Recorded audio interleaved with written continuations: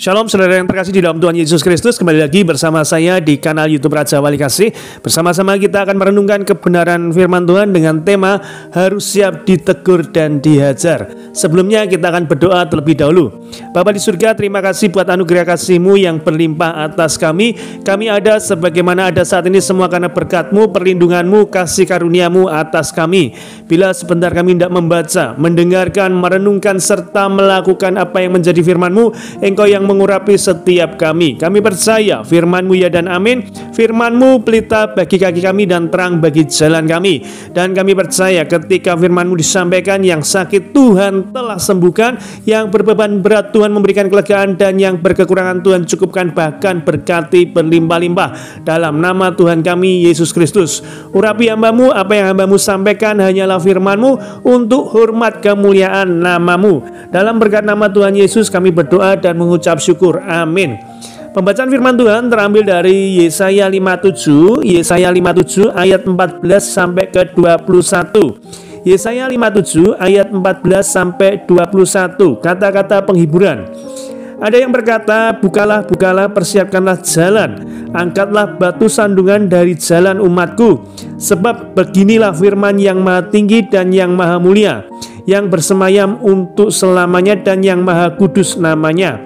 Aku bersemayam di tempat tinggi dan di tempat kudus, tetapi juga bersama-sama orang yang remuk dan rendah hati, untuk menghidupkan semangat orang-orang yang rendah hati dan untuk menghidupkan hati orang-orang yang remuk. Sebab bukan untuk selama-lamanya aku hendak berbantah, dan bukan untuk seterusnya aku hendak murka, supaya semangat mereka jangan lemah lesu di hadapanku. Padahal akulah yang membuat nafas kehidupan. Aku murka karena kesalahan kelobaannya. Aku menghajar dia, menyembunyikan wajahku dan murka. Tetapi dengan murtad ia menempuh jalan yang dipilih hatinya. Aku telah melihat segala jalannya itu, tetapi aku akan menyembuhkan dan akan menuntun dia, dan akan memulihkan dia dengan penghiburan juga pada bibir orang-orangnya yang berkabung. Aku akan menciptakan puji-pujian, damai, damai sejahtera bagi mereka yang jauh dan bagi mereka yang dekat, firman Tuhan.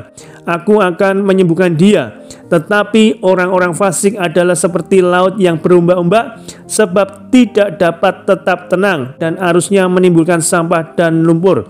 Tiada damai bagi orang-orang fasik itu, firman Allahku. Saudara yang terkasih di dalam Tuhan Yesus Kristus, untuk nas kali ini terambil dari Yesaya 57 ayat yang 17. Aku murka karena kesalahan kelobaannya. Aku menghajar dia, menyembunyikan wajahku dan murka. Tetapi dengan murtad ia menempuh jalan yang dipilih hatinya. Nah, saudara yang terkasih di dalam Tuhan Yesus Kristus, cara Tuhan menggenapkan rencananya dalam hidup seseorang tak mudah untuk dimengerti. Ada kalanya orang harus mengalami proses teguran dan hajaran tangannya sendiri. Proses teguran dan hajaran Tuhan itu bisa berupa masalah, terkadang kita diizinkan untuk mengalami sakit penyakit, krisis keuangan, dan kesulitan-kesulitan lainnya. Dalam hal ini bukan berarti Tuhan mempunyai maksud jahat. Bukan pula ia tidak lagi mengasihi kita. Tuhan harus berlaku keras dan menyatakan murkanya karena ia mendapati kita sudah berjalan melenceng dari rencananya, tak lagi menghiraukan peringatan-peringatannya. Saat ditegur dan diajar Tuhan, kita benar-benar merasakan perih dan sakit. Tapi semuanya ini mendatangkan kebaikan bagi kita. Ibrani 12 ayat yang ke-6, firman Tuhan berkata demikian. Tuhan menghajar orang yang dikasihinya, dan ia menyesah orang-orang yang diakuinya sebagai anak. Ya, ini jelas sekali. Kalau kita sebagai orang tua, ada anak kita yang tidak benar dalam perkataannya, dalam perbuatannya, tentunya sekali waktu kita menghajar anak kita dengan tujuan untuk kebaikannya dia, untuk menyatakan ini loh jalan yang benar.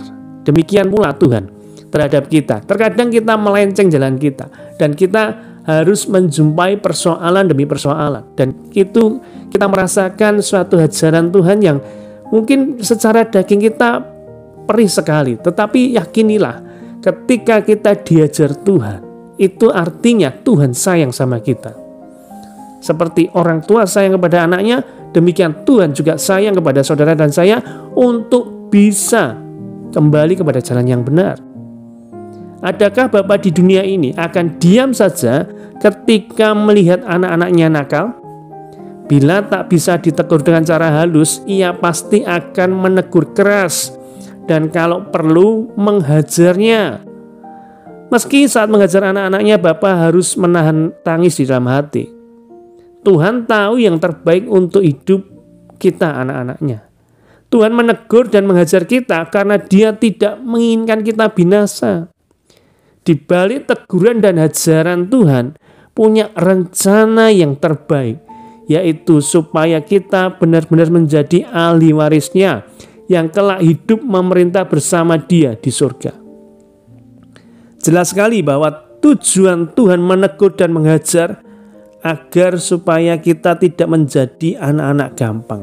Ya, sekali lagi, orang tua itu terkadang menegur secara halus kalau tidak bisa menghajar anaknya dengan tujuan supaya anaknya itu kepada jalan kebenaran. Demikian Tuhan. Apa yang kita rasakan mungkin selama ini kita jalan sudah melenceng dari kebenaran firman Tuhan dan kita mengalami permasalahan, ingatlah, terkadang Tuhan izinkan teguran hajaran kepada kita supaya kita tidak menjadi anak-anak yang gampang, anak-anak yang seenaknya sendiri, tetapi anak-anak yang menurut kehendak Bapa di surga, yang jalan dalam kebenarannya. Begitu pula Tuhan menegur dan memperingatkan bangsa Israel, umat pilihannya, karena mereka telah meninggalkan Tuhan dan bahkan beribadah kepada ilah lain, padahal mereka telah mengecap kasih dan kebaikan Tuhan. Ulangan 32 ayat 21. Mereka menimbulkan sakit hatiku dengan berhala mereka. Sebab itu aku akan membangkitkan cemburu dengan yang bukan umat dan akan menyakiti hati mereka dengan bangsa yang bebal. Karena itu Tuhan harus mendisiplinkan mereka agar terhindar dari bahaya dan malapetaka.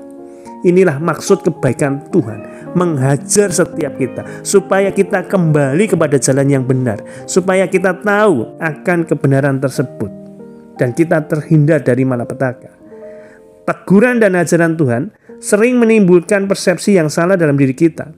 Padahal di balik semuanya itu, Tuhan punya rencana yang indah untuk kita.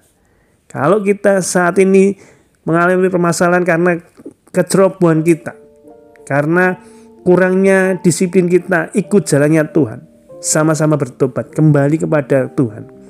Dan bersyukur kalau Tuhan masih menegur kita, masih mengajar kita, artinya Tuhan masih amat sayang sama kita dan Ia ingin kehidupan yang terbaik dalam kehidupan kita. Tuhan Yesus memberkati. Mari sama-sama kita berdoa. Bapa di surga, terima kasih buat anugerah kasih-Mu yang berlimpah atas kami.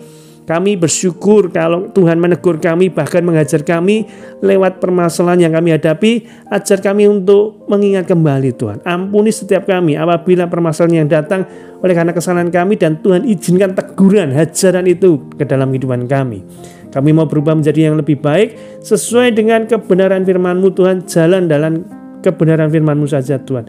Sebab kami tahu ajaran Tuhan mendatangkan kebaikan dalam kehidupan kami Tuhan. Teguran Tuhan mendatangkan kebaikan dalam kehidupan kami Tuhan. Berkati saudara-saudara kami yang saat ini tengah dalam pergumulan, baik itu kesehatan, keuangan, dan apapun pergumulan mereka Tuhan. Kami percaya Engkau Tuhan yang memberi kekuatan, Engkau Tuhan yang menyertai setiap kami, sehingga kami keluar lebih daripada pemenang dalam kehidupan ini Tuhan. Kami bisa mengatasi masalah kami bukan karena kuat dan hebat kami, tetapi Roh Kudus-Mu yang menyertai kami. Engkau yang menegur kami, Engkau yang mengajar kami untuk mendatangkan kebaikan dalam kehidupan kami. Terima kasih Tuhan Yesus. Haleluya. Amin.